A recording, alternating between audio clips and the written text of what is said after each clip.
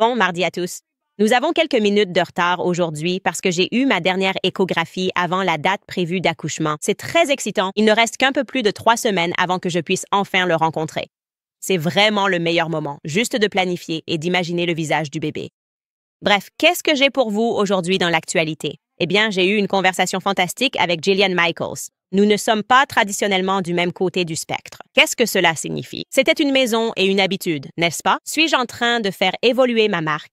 J'ai également parlé avec Howie Mandel, je vais vous en parler. Mais avant tout, le mystère du jour. Une question, si vous voulez. Savez-vous qui est John G. Sullivan est originaire de Malibu, en Californie?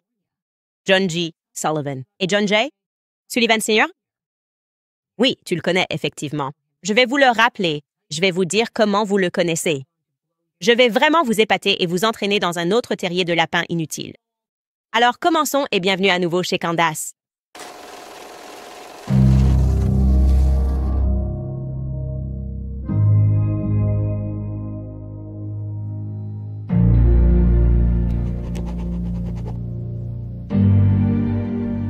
Elle change de cap. C'est un rebranding. Je ne peux tout simplement pas vous dire. J'ai vraiment l'impression d'être au milieu d'une campagne bien financée pour convaincre les gens que j'ai, d'une manière ou d'une autre, changé d'avis pour m'adapter à la gauche. Les TikTokers s'y mettent aussi. Nous recevons des appels de la presse tous les jours. Tout le monde travaille sur un article à propos du changement de cap de Candace Owens. Tout le monde, y compris évidemment Jessica Reed Cross de House and Habit, dont nous allons parler un peu parce que, de façon assez intéressante, elle était hier à la Maison-Blanche avec nul autre que bébé Netanyahou. Et bien sûr, The Cut aussi. Cette femme a écrit exactement le même genre d'article. Un article à charge contre moi pour NBC, tous utilisant exactement le même langage et, comme je l'ai dit, travaillant sur le même type d'histoire à mon sujet. Mais en réalité, je n'ai changé aucune de mes opinions. Évidemment, si vous écoutez l'émission, j'ai les mêmes points de vue sur BLM, le mouvement MeToo. J'ai élargi ces opinions. Mon avis sur les vaccins n'a pas changé. Je suis la même personne. Alors je me demande à quel moment exactement le changement s'est-il produit et j'y réfléchis.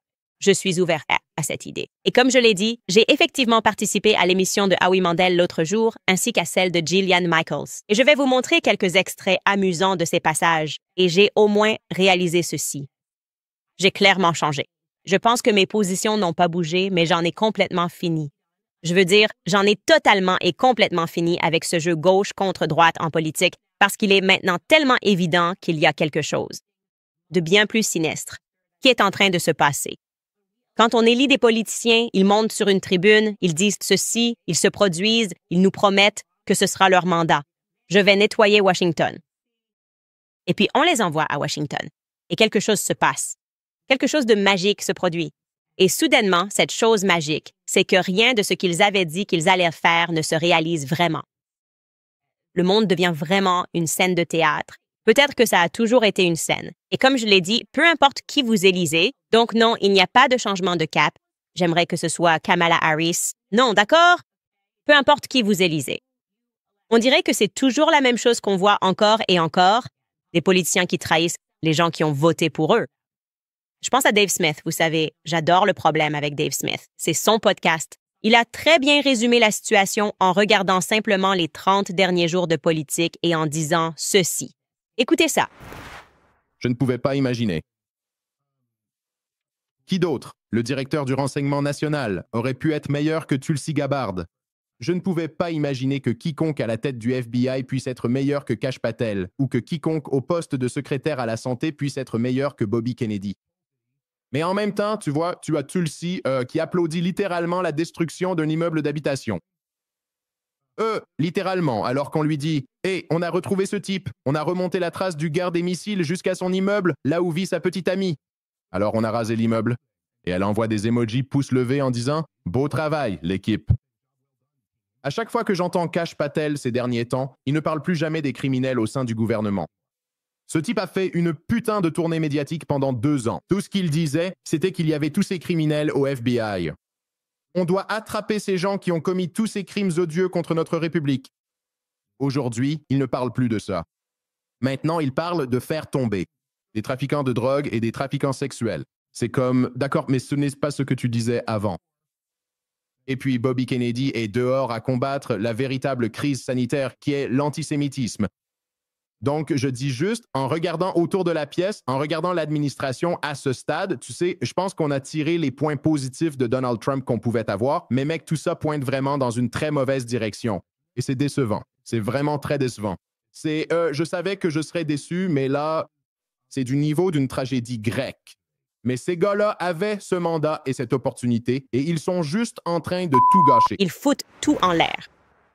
Ouais. Tu sais, maintenant que Dave Smith le présente comme ça, j'ai l'impression que ce n'est peut-être pas nous qui changeons de cap, mais eux. C'est comme s'il y avait une sorte de pivot magique qui se produit quand tu arrives à Washington. Et pour rebondir là-dessus, puis-je poser la question, qui diable contrôle le compte X de RFK Jr.? Son compte X?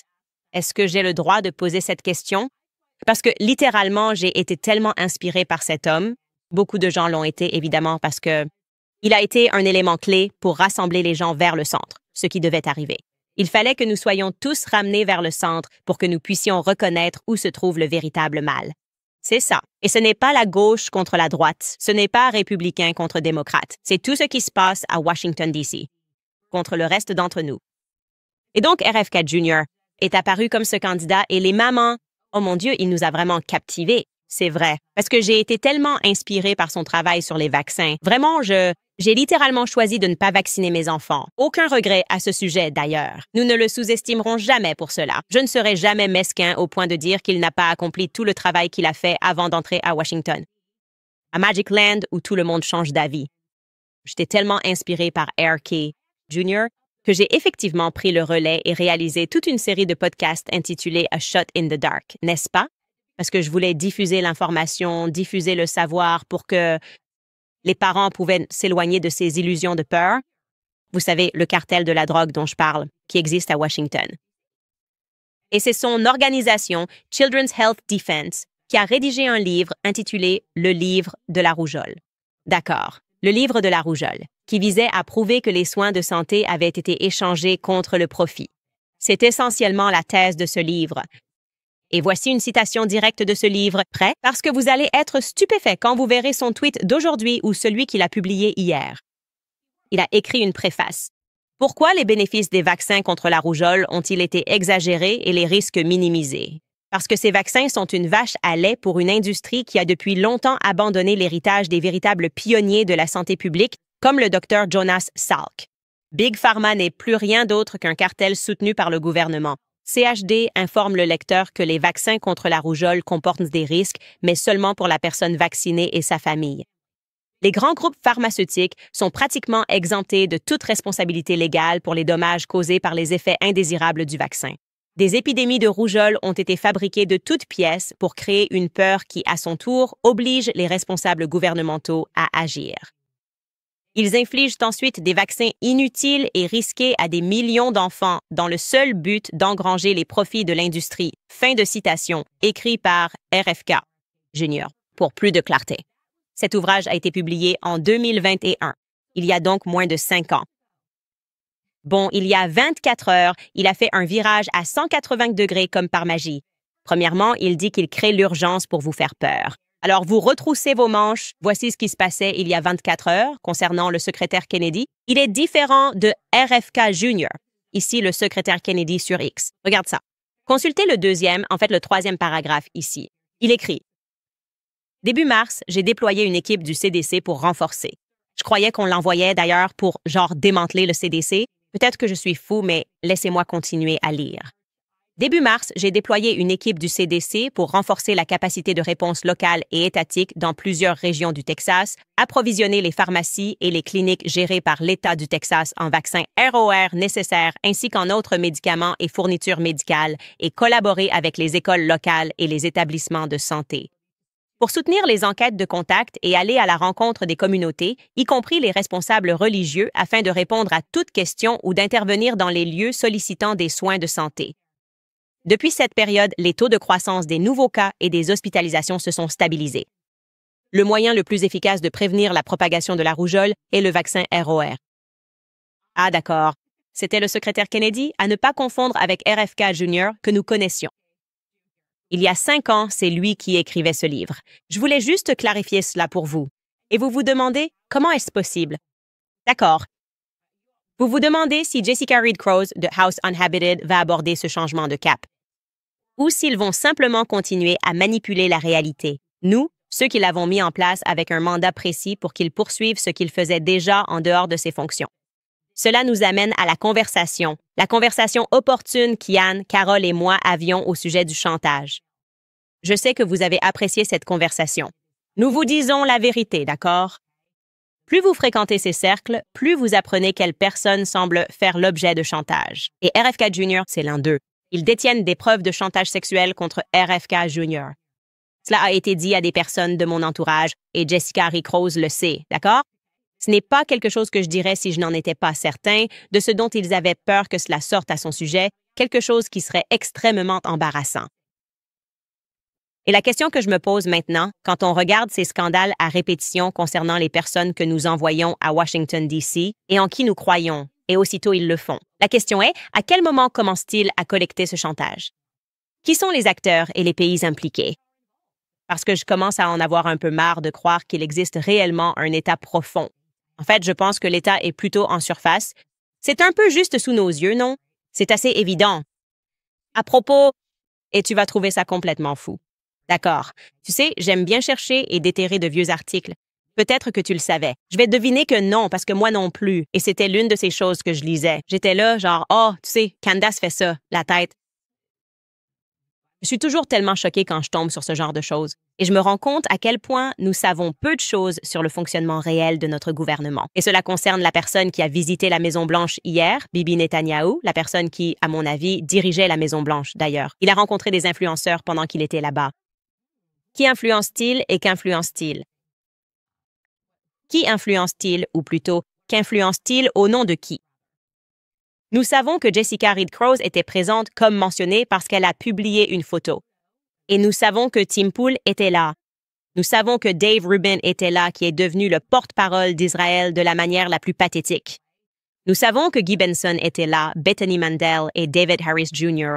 Revenez à cette photo. Ce qui était drôle, c'est que des gens m'envoyaient des messages en disant « N'as-tu pas déjà travaillé avec David Harris Jr.? Il t'attaque sans arrêt depuis une semaine. » Je n'y ai même pas prêté attention parce que je suis tellement habituée à voir à quel point tout le monde est faux, juste à quel point ils sont faux et absolument misérables. Peu importe. Je m'en fiche même. Mais j'adore ensuite que quelqu'un dise « Et le voilà mis en avant sur House and Half His Wall et il est avec Bibi Netanyahou. » Et ça permet de comprendre certaines choses. Bref, groupe fascinant.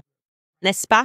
Groupe fascinant qui s'est réuni là-bas, mais pas aussi fascinant que l'homme lui-même, Bibi Netanyahou. Parce que, comme je l'ai dit, ce que je vais vous montrer est dingue. Regardez ce sur quoi je suis tombée.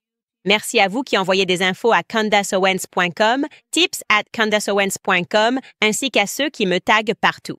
C'est fou. Donc, cet article a été publié en octobre 1996. C'est incroyable de ne trouver aucune de ces informations. On est obligé de remonter aux années 90 parce qu'aujourd'hui, la presse est tellement contrôlée en Amérique.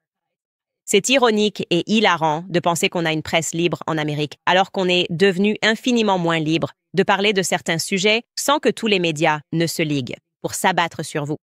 Cet article a d'ailleurs été publié dans le Washington Report on Middle Eastern Affairs. Et c'était un reportage spécial intitulé « Espions, terroristes ou criminels? Les dossiers mystérieux de l'Amérique ». À propos de Netanyahou, j'ai dit « D'accord, laissez-moi lire ça, c'est bizarre. » Je vais donc vous lire le passage pertinent qui m'a vraiment impressionné. Il est indiqué que Netanyahou a vécu à la fois en Israël et aux États-Unis.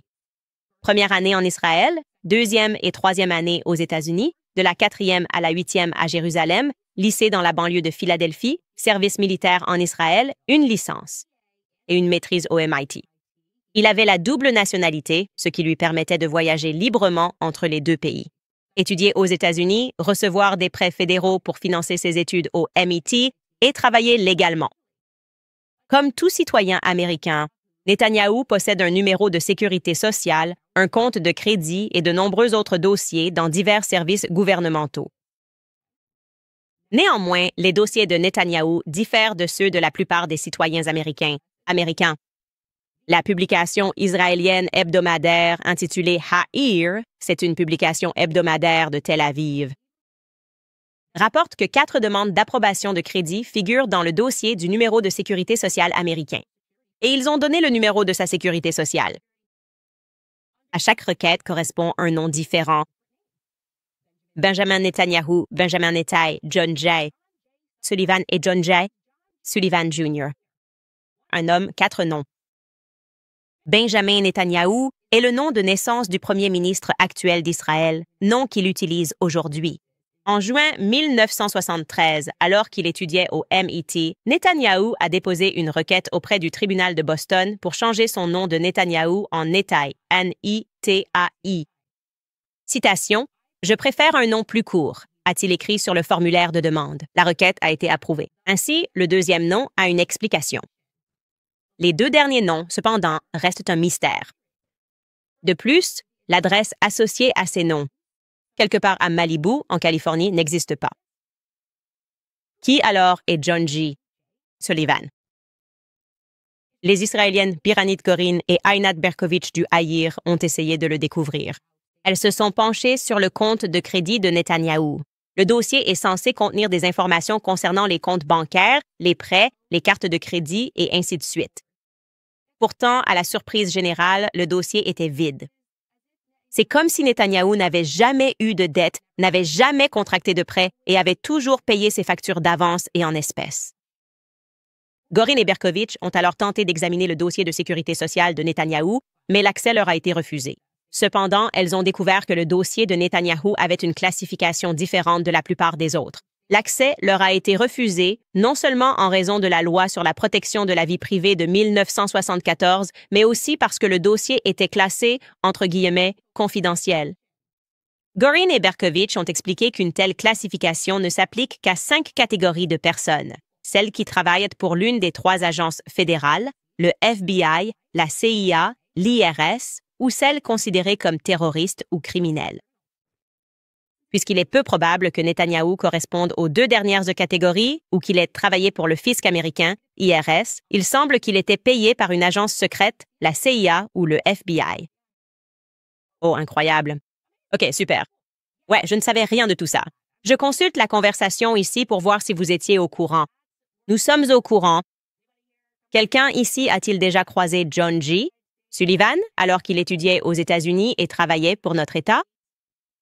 Quelqu'un était-il au courant de cela alors qu'on continue de faire semblant qu'il y a une différence entre le Mossad et la CIA? Comme si nous ne le savions pas tous intrinsèquement. Avec tout ce qui a été révélé, tout ce que nous apprenons sur les années 1960, toutes ces contaminations croisées, la façon dont les journalistes l'idolâtrent complètement et mentent pour lui. On dirait qu'on n'a tout simplement pas le droit de critiquer tout cet État, vu la façon dont tous les présidents se comportent et se plient à sa volonté. Mais c'est assez choquant de se voir attribuer un nom différent à chaque étape de son parcours scolaire dans le système scolaire américain. Pourquoi John G. Sullivan? Peut-être que quelqu'un le savait. Et Yahoo! En écoutant cela et en arrivant à cette conclusion, en comprenant et en reconnaissant qu'aucun journaliste des médias traditionnels ne rapporterait jamais cela. Quelqu'un croit-il vraiment que l'administration pour laquelle nous voterons va vaincre l'État profond? Comme je l'ai dit, l'état de l'État n'est même pas si profond. C'est à la surface et ça se moque de nous tous. De plus, je commence à réaliser que ces identités multiples sont en quelque sorte un schéma que les gens et les familles qui travaillent pour le gouvernement reçoivent des noms, des idées et des identifications complètement différents, des pardons, afin qu'ils puissent circuler librement entre différents pays et littéralement créer des identités totalement différentes quant à qui ils sont. Comme tu sais, Bibi Netanyahou, c'était juste comme s'il possédait un magasin de meubles. Et maintenant, il est comme un homme politique quand il était en Israël. C'est peut-être pour cela que, lorsque nous repensons à Harley Pasternak, je vous le rappelle au cas où vous n'auriez pas vu cet épisode, où j'ai expliqué pourquoi Kanye West a accompli un acte de bravoure incroyable en révélant et en exposant potentiellement le programme MKUltra, qui est encore en vigueur aujourd'hui parmi les stars d'Hollywood, pour les garder sous contrôle et s'assurer qu'ils ont les bonnes idées.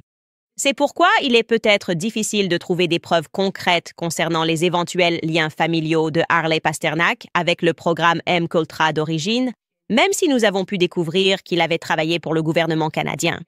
Il a travaillé pour un programme qui lui permettait de faire des expériences sur l'esprit des gens.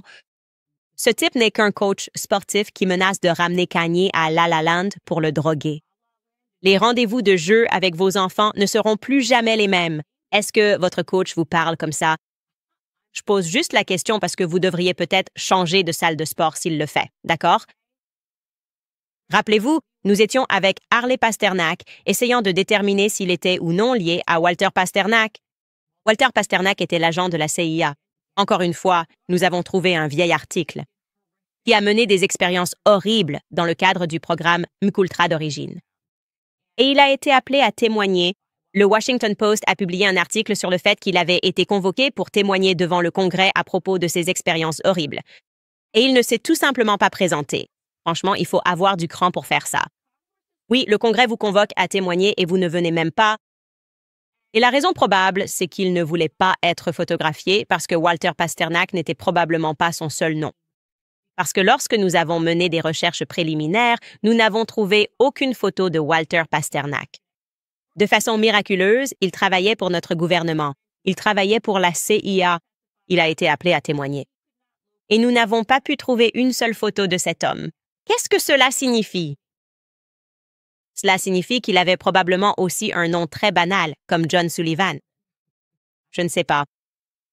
La seule personne que nous avons pu trouver, d'ailleurs, avec le nom de famille Pasternak, avec laquelle nous avons pu établir un quelconque lien avec la CIA. C'était un artiste soviétique, d'accord, et un écrivain nommé Boris Pasternak. Voici Boris. Tu peux l'afficher, ce qu'il a? Allons chercher une photo de Boris Pasternak ici. Et sa connexion, ce type, il a l'air sympathique, était en fait assez étrange. Il a écrit un livre que la CIA a décidé d'en faire un film. Vous en avez peut-être entendu parler. Il s'appelle Dr. Zhivago. Et c'est un livre que la CIA a décidé de l'utiliser comme outil de propagande de la guerre froide. D'après la chaîne History Channel, je suis sur le site web de History Channel et il est indiqué, comme rapporté dans le Washington Post, que s'est-il passé ensuite. Et le sujet de 130 documents de la CIA, documents qui ont été déclassifiés. À la demande de Peter Finn et Petra Cuvée, auteurs du livre bientôt publié « L'affaire Zhivago ». En janvier 1958, des responsables du renseignement britannique ont envoyé à la CIA 2 rouleaux de films contenant des photographies des pages du livre. Selon des notes de service interne ultérieures, la division Russie-soviétique de l'agence a alors lancé une mission pour publier « Dr. Zhivago » en russe et de le faire passer derrière le rideau de fer pour le mettre entre les mains des citoyens soviétiques. Il a donc été publié et est devenu un grand livre dans le cadre d'une opération de propagande. Et à ce propos, plus on en apprend sur Hollywood et sur le fait que notre Pentagone dispose d'un bureau entier dédié à cela, les 2 films hollywoodiens, plus vous devriez simplement écarter l'idée que chaque fois que vous regardez un film hollywoodien, c'est ce qui s'est réellement passé dans l'histoire. Vraiment, n'y pensez même pas, on est tellement conditionnés, c'est fou! Et il faut vraiment comprendre qu'il dirige Hollywood. OK, il contrôle ses films. Tout ce que vous voyez n'est tout simplement pas réel.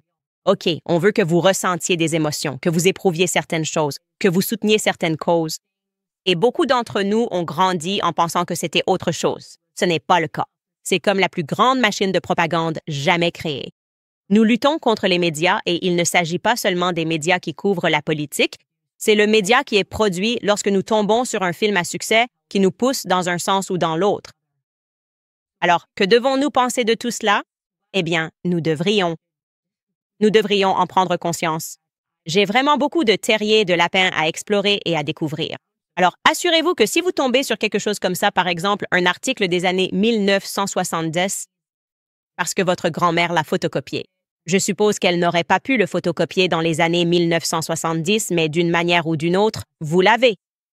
Veuillez nous l'envoyer à tipsecandisowens.com car, comme je l'ai dit, j'ai beaucoup de lectures à faire et beaucoup de discussions à avoir, mais il va falloir que nous, à gauche comme à droite, comprenions que nous avons tous été trompés et qu'on nous a tous menti et nous devrions vouloir chercher ces informations, poser ces questions et essayer de comprendre. Qui ou quoi est la main qui contrôle tout cela? C'est tout ce que j'ai à dire sur ce sujet. Très bien. Je vous rappelle l'existence de preborn parce que vous savez que lorsqu'une femme fait face à une grossesse non planifiée, elle subit souvent des pressions pour mettre fin à la vie de son enfant. Elle veut faire le bon choix, mais la société et son entourage lui disent que le bébé n'est pas une vie. C'est là que le ministère Preborn intervient. Preborn et leur réseau de cliniques offrent des soins compatissants et bienveillants aux mères, ainsi que le soutien dont elles ont besoin pour les aider. Choisissez la vie, y compris une échographie gratuite, car lorsqu'une mère entend le cœur de son enfant, elle est 2 fois plus susceptible de choisir la vie. Si vous êtes pro-vie, unissez-vous à Preborn. Ensemble, donnons aux femmes le pouvoir de choisir la vie. Donner du pouvoir à la vérité de la maternité transforme les familles et les avenirs. Une échographie ne coûte que 28 $ et 140 $ permettront de sauver 5 bébés.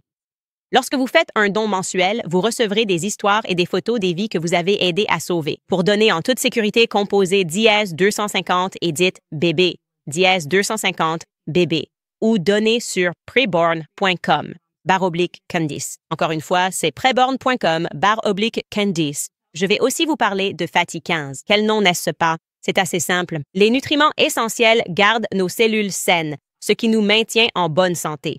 Des études montrent que le C15 renforce nos cellules, améliore la fonction des mitochondries et nous protège contre les radicaux libres nocifs. Les résultats, une meilleure santé métabolique, hépatique et cardiaque à long terme. Fatty 15 est un complément de C15 pur, primé et soutenu par la science. En réapprovisionnant nos cellules avec ce nutriment essentiel, le C15, Fatty 15 répare nos cellules et restaure notre santé à long terme.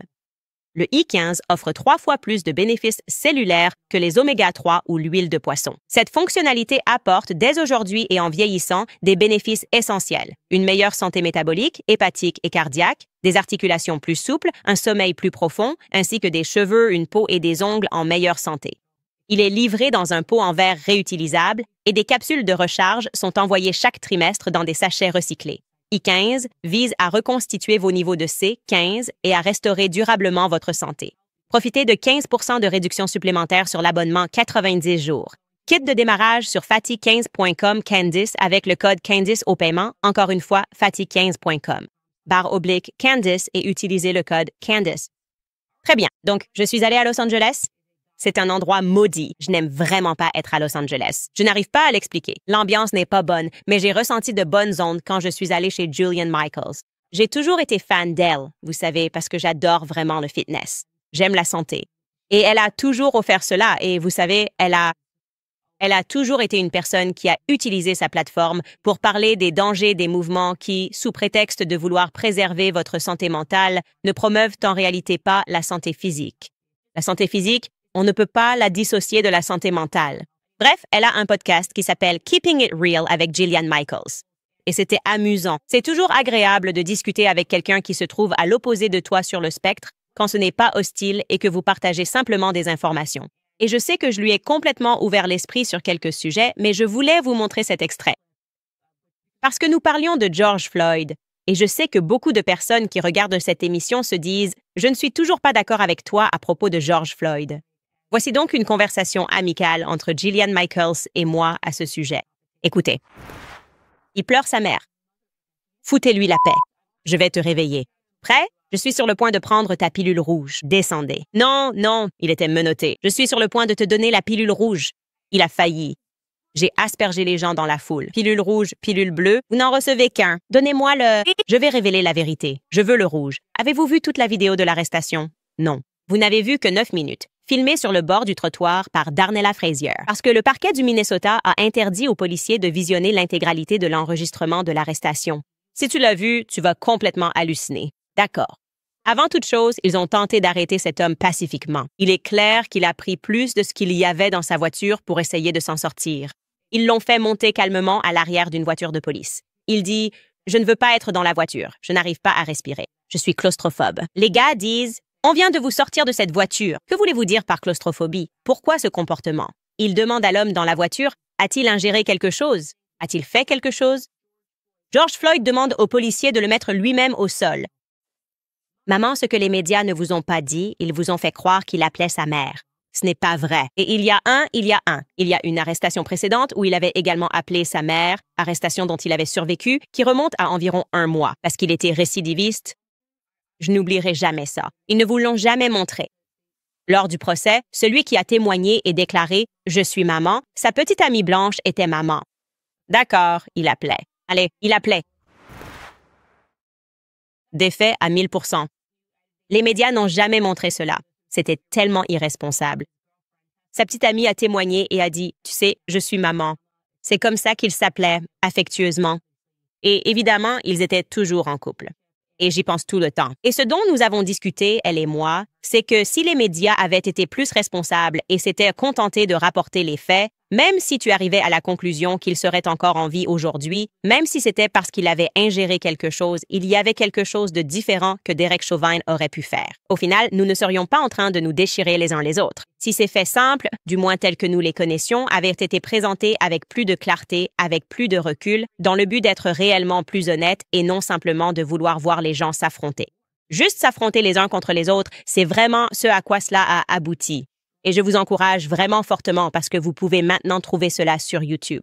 Je vous encourage, si vous n'avez vu que la vidéo de 9 minutes de l'arrestation. Regardez l'intégralité, allez sur YouTube, regardez tout du début à la fin, car cela changera votre perspective sur les médias. Et comme je lui ai dit, cela aurait dû être une histoire sur la toxicomanie, l'abus d'opioïdes et des sujets qui auraient pu rapprocher les Américains. Parce que tout le monde connaît ou a déjà été confronté à l'addiction d'une manière ou d'une autre. Je le crois, oui. Je ne connais personne dont la vie n'a pas été touchée par l'addiction d'une manière ou d'une autre, que ce soit quelqu'un dans sa famille ou quelqu'un qu'il aime. Et les médias n'ont jamais voulu cela. Et maintenant, je comprends pourquoi. Bref, nous avons aussi parlé de Harvey Weinstein. Voici donc un autre extrait de son podcast. Il y a eu tellement de femmes qui ont témoigné, mais qui l'a vraiment mise en prison. Quelle était l'affaire? Quelle était l'histoire? Et je suis retournée le voir après lui avoir parlé et je me suis dit, il doit bien être coupable de quelque chose. Et ça m'a sidéré de voir à quel point les médias peuvent te faire croire que tu reçois des informations alors qu'en réalité, tu n'as rien du tout. Ils t'inondent juste d'informations. Cette femme a témoigné et elle déteste Harvey. Et il a dit qu'il lui avait attrapé les fesses et elle a dit bla bla bla. Aucune de ces personnes n'a porté cela devant le tribunal. Ils disaient simplement cela en même temps. Et celles qui l'ont porté devant le tribunal voyaient leurs affaires rejetées pour des raisons tout à fait valables. Parce qu'elles n'arrivaient pas à décrire son pénis qui est unique et hors du commun, car il a eu la gangrène et on lui a retiré les testicules. Donc elles disaient toutes, il m'a fait toucher ses testicules. Mais Harvey Weinstein n'a pas de couilles. Alors, une à une, ces femmes ont été tout simplement écartées du tribunal parce qu'elles n'avaient pas pu obtenir les preuves nécessaires. Ils ne pouvaient pas décrire qu'ils étaient en train de le faire. Je n'existais pas. Il a eu la gangrène dans les années 90, ce qui est devenu un atout pour lui au tribunal, alors que toutes ces femmes voulaient juste de l'argent. Quoi, cette histoire est complètement dingue. Ou pas de noix. Oh, je suis vraiment désolée. Oh mon Dieu! Franchement, c'était une discussion vraiment amusante. Vous pouvez retrouver ça sur sa chaîne YouTube. Et c'est vraiment rafraîchissant de voir des gens qui ne sont pas d'accord pouvoir discuter sans vouloir s'entretuer. Je trouve que c'est vraiment rafraîchissant. C'est comme si on entrait dans une nouvelle ère. Donc, je voulais promouvoir ça et promouvoir son podcast. Alors, elle a été tellement gentille. Et aussi, je suis allée sur le podcast de Howie Mandel qui s'appelle Howie Mandel Does Stuff. Il l'anime avec sa fille, Jacqueline Schultz. J'ai découvert qu'il est marié depuis environ 45 ans. Je pense que c'est la seule personne à Hollywood qui peut dire qu'il est marié à la même femme depuis 45 ans. Donc, rien que ça, c'est déjà énorme. Mais vous pouvez aussi regarder ça. C'est disponible sur YouTube. Bref, les gars, il faut que je vous raconte l'histoire parce que là, on est carrément au-delà de la parodie. Vous savez, l'année dernière, quand j'étais vraiment en train de me faire démolir, le New York Post est intervenu et il travaillait avec cette organisation Stop Antisémitisme et ils m'ont désigné comme l'antisémite de l'année, ce qui est juste fou. Si vous connaissez un peu mon histoire, l'endroit où j'ai grandi, c'est juste insensé. Bref, ils deviennent de plus en plus agressifs envers ceux qu'ils ciblent, envers leurs exigences et envers ceux qu'ils accusent d'être financés par le Qatar. Donc, au cas où vous ne seriez pas au courant, il y a cette femme sur YouTube. Je crois qu'elle a, Skylar, combien? 30 millions d'abonnés, peut-être 14 millions d'abonnés. Je dois vérifier tout de suite. Elle s'appelle Miss Rachel. Je connais Miss Rachel parce que quand on a un bébé ou un tout petit, on connaît Miss Rachel. C'est l'une de ses émissions YouTube où elle s'adresse aux nourrissons. Elle dit des choses comme « Dis maman, maman ». C'est littéralement ce que fait Miss Rachel. Et elle a rassemblé des millions et des millions de personnes qui mettent ça à leurs enfants pour que leurs bébés apprennent à dire maman. C'est une star de YouTube. Eh bien, maintenant, le New York Post, c'est un vrai titre d'article.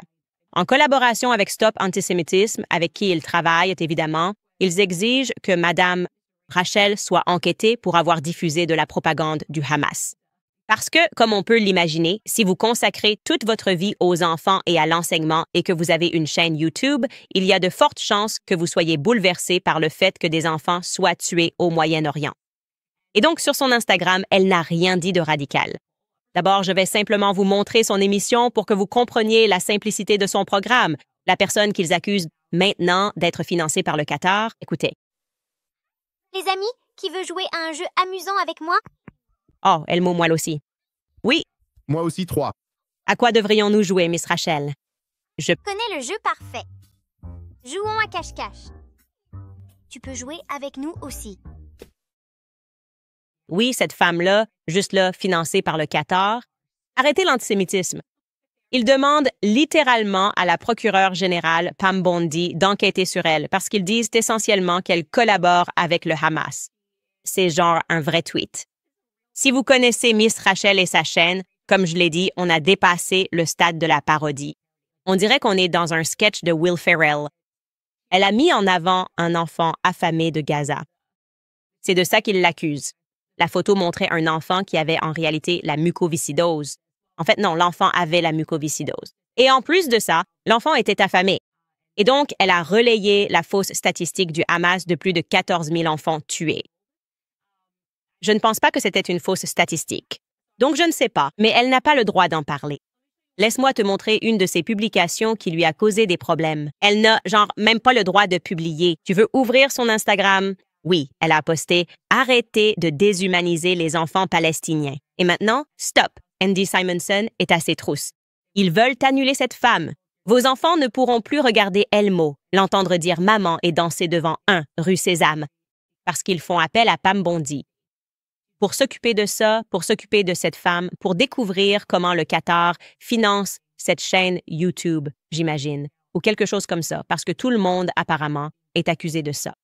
D'être financé par le Qatar, sauf Bibi Netanyahou, qui est en plein procès en ce moment parce qu'il aurait reçu de l'argent du Qatar pour le Hamas. Parce que il aurait, selon leurs allégations, voulu que le 7 octobre ait lieu afin d'utiliser cela comme prétexte pour partir en guerre.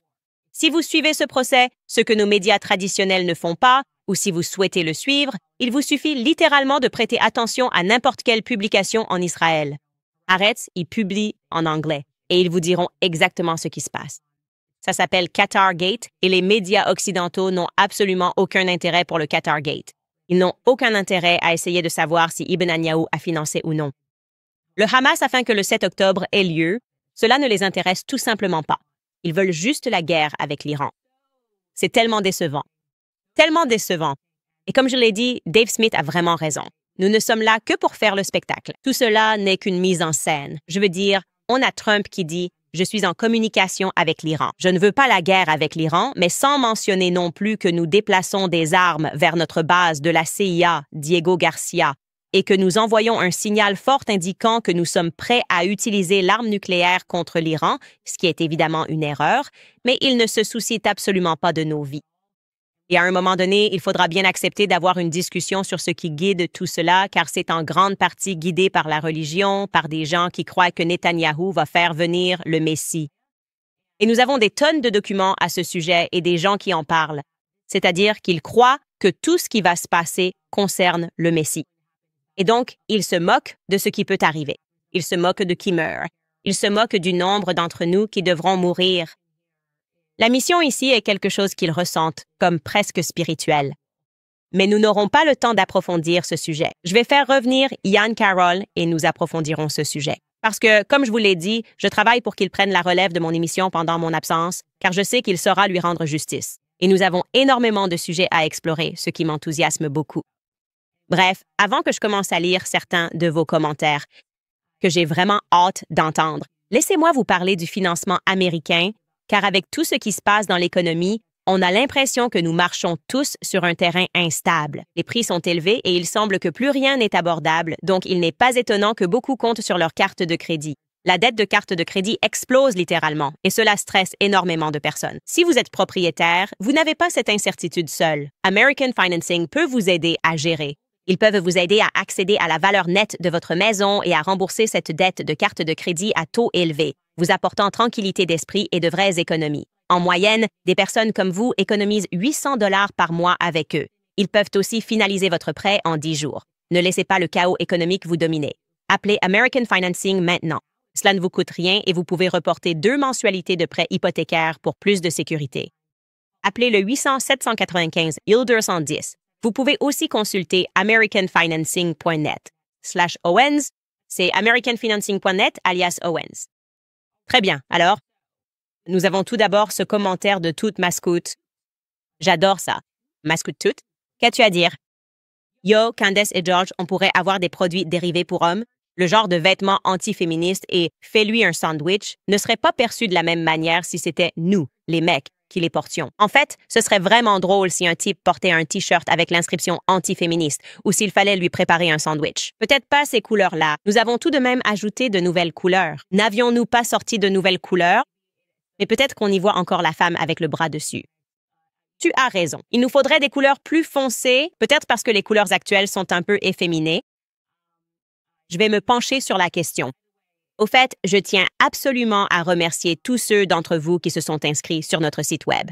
Notre site Web a été créé par Patmos. Vous avez peut-être remarqué que tout a été refait à neuf et leur équipe est incroyable. Donc, si vous cherchez quelqu'un pour vous héberger, une alternative aux grandes sociétés d'hébergement avec plusieurs centres de données et un service client basé aux États-Unis, Patmos offre un service client basé aux États-Unis. Patmos offre une valeur exceptionnelle pour tous vos besoins en hébergement et développement web si vous souhaitez agir seul. Assez des géants de la tech. Vous pouvez découvrir pourquoi les entreprises économisent beaucoup et bénéficient d'un meilleur service en passant chez Patmos. Alors rendez-vous sur patmos.tech pour faire le changement dès aujourd'hui. C'est patmos.tech. Bon, qui d'autre avons-nous dans la section des commentaires? Theo Vaughn. C'était vraiment Theo Vaughn? Wow! Theo Vaughn est dans la section des commentaires. J'allais lui faire une blague pour le 1er avril puisque j'ai découvert qu'il était mon voisin de palier. Théo, si tu regardes toujours, j'allais mettre des Pikachu partout dans ton jardin parce que je ne comprends toujours pas ton problème avec Pikachu. Quand tu as pensé à lui, tu as dit « Oh mon Dieu, il est dégoûtant ». Et personne ne comprend vraiment pourquoi tu le trouves dégoûtant. Donc j'allais juste le mettre dans ton jardin, je ne l'ai pas fait. J'ai résisté à la tentation. Nicolas Grimmy écrit « Candace, renseigne-toi sur l'inspiration de la production de Taylor pour l'album Reputation. Elle a dit que c'est inspiré sur le plan sonore par la musique de Game of Thrones. Qui est derrière les dragons, Tay ou Ryan?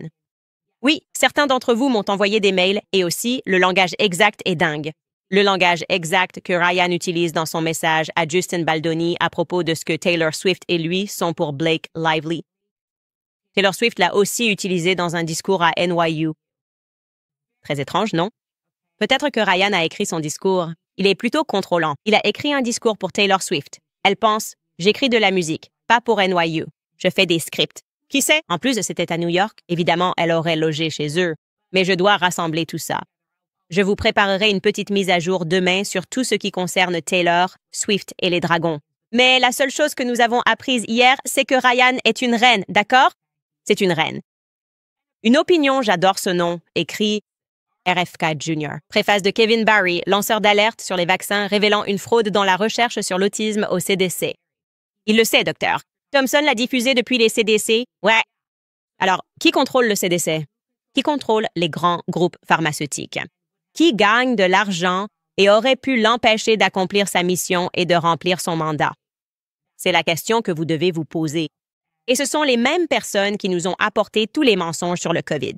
C'est la réalité. Et nous savons qu'ils sont extrêmement puissants parce que ils ont réussi à mettre à l'arrêt le monde entier, littéralement, sur la base de mensonges.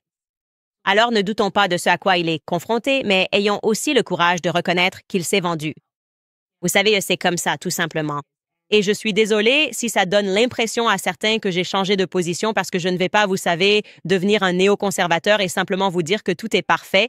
Tout cela fait partie d'un plan plus vaste. On nous trahit, mais cela s'inscrit dans un plan encore plus grand. Attendez. Jusqu'au mois prochain, et vous verrez que c'est plutôt « non, appelons un chat et reconnaissons que nous nous arrêtons peut-être à la moitié. » Nous devons cesser de compter sur le gouvernement pour trouver des solutions. Arrêt complet. Shona écrit une anomalie. J'adore les anomalies. Il a rendu ma toute première vidéo virale. J'ai eu un entretien avec David Harris, à qui j'ai demandé de poser les questions difficiles à Trump car il était proche de son équipe. David sait parfaitement ce qu'il reproche à Candace. Il s'est vendu pour traîner à Mar-a-Lago. C'est un thème récurrent. Genre Marv, Mar-a-Lago, c'est sympa. J'y suis allée plein de fois. La nourriture y est bonne. Mais pas au point de se vendre. Je veux dire, la nourriture n'est pas à ce point-là. Désolé, Trump. Ce n'est pas le cas. Je veux dire, c'est sympa, tu vois, Palm Beach, mais pas au point de se vendre. Et je suis enceinte de 9 mois. Et pourtant, tu vois, j'ai vraiment faim en ce moment. Et même là, je me dirais, non, je dois garder mon intégrité intacte. Donc, je ne sais pas. Mais ça a l'air d'être le thème. Ils veulent juste faire partie du cercle et ils diront n'importe quoi. Mais j'espère juste que tout le monde s'en rend compte, genre. Quand tout s'effondrera, ils te tueront aussi. Genre, c'est juste que quand tu en arrives au point où tu dois commencer à dire ça, c'est comme si c'était cool que des bébés et des enfants innocents meurent. Et tu te dis, bon, je fais partie du groupe qui le dit, donc mes enfants et bébés innocents ne mourront pas. Non, ce n'est pas vraiment comme ça que ça marche. En fait, il y a une chose qui est cachée, et c'est dans un livre que j'ai lu. J'aimerais pouvoir me souvenir de l'auteur, un historien israélien, c'est peut-être Shlomo Sand. Ne me citez pas directement. Mais je lisais, et c'était quelqu'un qui était un historien israélien qui s'est en quelque sorte détourné du sionisme. Et il disait que l'un des secrets les moins bien gardés, c'est que la personne à qui l'on attribue la fondation d'Israël, Theodor Herzl a dit genre « Je tuerai s'il faut tuer 2 millions de Juifs ou 4 millions de Juifs, peu importe. » Il a dit « Pour que l'État d'Israël soit établi. » Alors faisons-le, eh bien qu'il en soit ainsi. OK, c'est comme ça, et je vais te retrouver cette citation. Mais ce n'est pas vrai. Non, en fait, donc je veux aussi que tu saches que genre, si tu es juif et que tu soutiens ça, ils te tueront aussi. Tu vois, moi aussi, c'est juste que personne ne le ferait pas. Quand tu en arrives à dire « Je tuerai un enfant et je mentirai ». Tu es au point où tu pourrais tuer n'importe qui et mentir. Il se passe ici quelque chose de bien plus grave.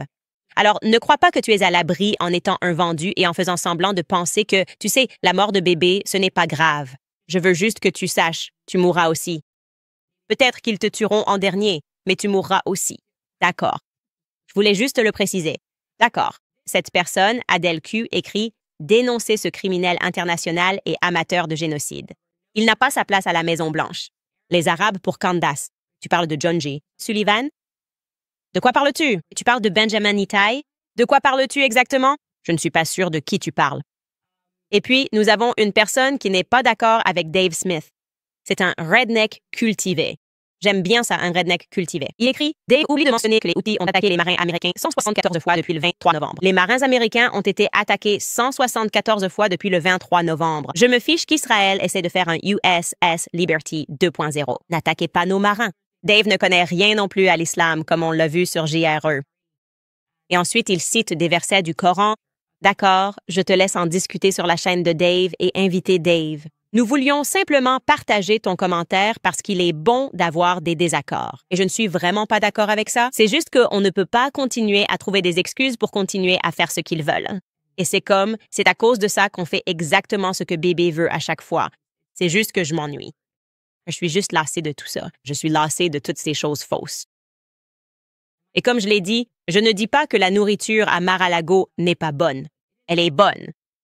Mais elle n'est pas si bonne que ça, tu vois, pas au point de se vendre.